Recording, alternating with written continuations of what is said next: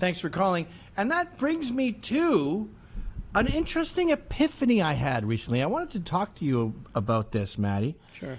You know, I spend so much money on guns and cameras and all these what ifs, and I've got a variety of weapons under my bed. I've got the rifle if we're really going to do this. I've got the machete if it's just kind of like near the window. I've got the baseball bat if it's on the front lawn.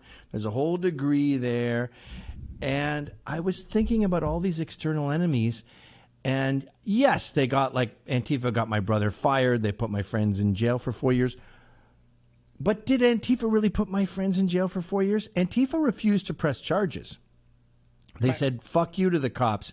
It was the Soros-appointed DA, Mark Dwyer and Steinglass and Cyrus Vance who did all that, right? That's not really on topic, though. What I realized this week is when I think of real serious damage and attacks on my immediate family, it's all from within the friend circle. Like Ian McInnes says of Minor Threat, isn't it nice you don't have to look far to find the ones who leave the deepest scar? Absolutely. Like it was my friends that hit on my wife. Yeah. It was my fucking friends like Vice that fired me from Vice or ousted me from Vice, whatever. Yeah. You know, it was my friends that turned a blind eye when my son wasn't getting drafted for baseball because he was my son. Right. And allowed it to happen. Fucking you. I don't know how much I can say, but in certain clubs, certain guys that you would have called your brothers. Yeah. Exactly. Well, it's called jealousy and envy. Right, but we're all like we sit here and talk about Antifa, and Antifa talks about how all cops are bastards, but no one kills more Antifa than Antifa. Right. Like the pressure that guy, I always forget his fucking name, Noah. Remember, Rest in Power?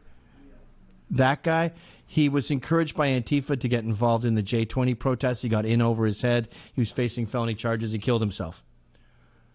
Now, obviously, Nathan Hose. So he's responsible for his own actions, obviously. Right. But Proud Boys didn't fucking kill him. Proud Boys didn't tell him to commit vandalism when Trump was elected. His fellow Antifa brothers did. And he looks like a sad heroin addict who would be in over his head if you asked him to help you move a table. But they thought, fuck it, he makes good human fodder. Let's throw him into the mix. And no one kills more Muslims than Muslims, right? You look at Pakistan. Am I boring you? No, checking your watch? No. Somebody sent a message. Yeah.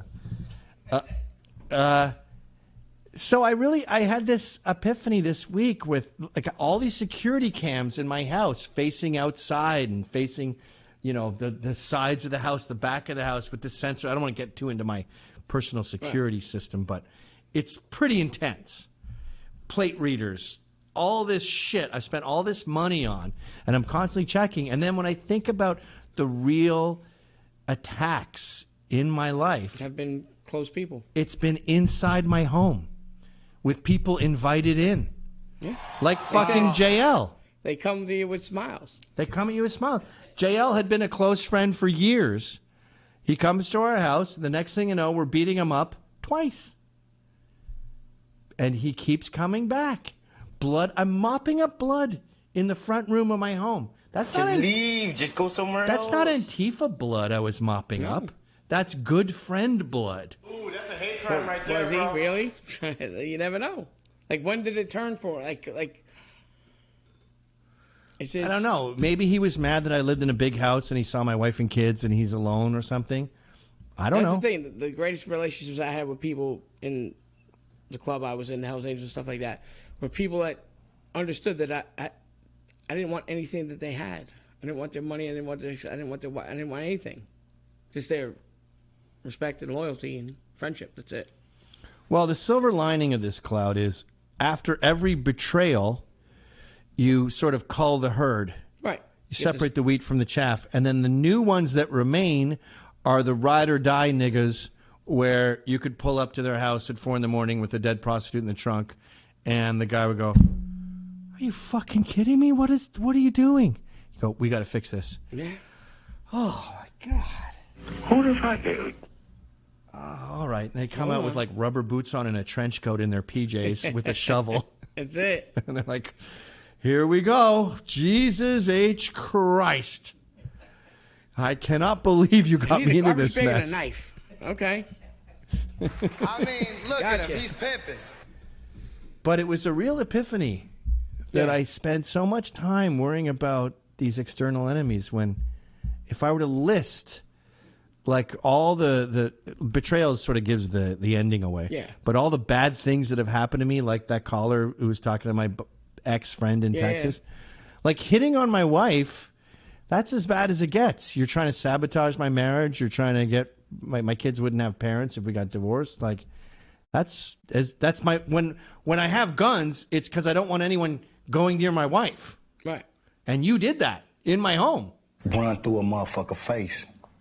So, yeah, it's good to have cameras. It's good to have guns. It's good to be wary of outsiders. But you got to be wary of insiders, too. Mm-hmm. Well, I'll be dipped in shit. It's a difficult situation. It's a very difficult situation. Never happened in the States. Never. It did happen in the States, Tony. They all happen in the States. It did. 100% of the bad things that have happened to me have happened in the States. Oh, that's so disgusting.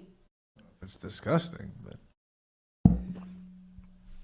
who we got here? Spooky Max.